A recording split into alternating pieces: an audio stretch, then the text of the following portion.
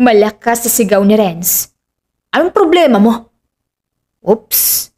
Ngumisi si Jackson at marahang nilapag ang baso sa lamesa.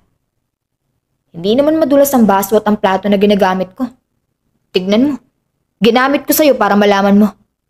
Gustong matawa ni Charmaine, ngunit hindi niya yun pinakita at tinignan si Renz na ngayon ay inaambahan si Jackson na natawa. Hoy! Huwag kang mangialam dito ha. Hindi mo ba alam kung gaano kamahal ang damit na to? Mas mahal pa to sa buhay mo. Sigaw ni Renz. Talaga? Magkano ba yan? Bibilhan kita ng isang truck. Ngumiti si Jackson.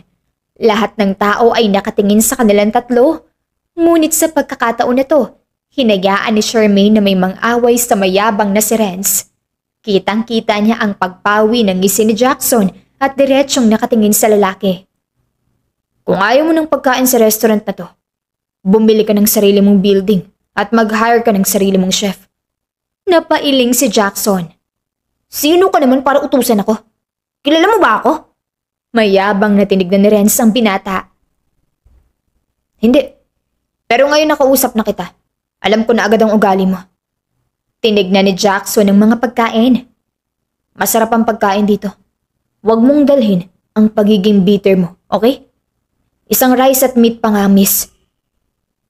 Tumango si Charmaine at agad na tinignan si Renz na natulala na lang. Napailing siya at agad na inasikaso ang binata na umupo at parang walang nangyari.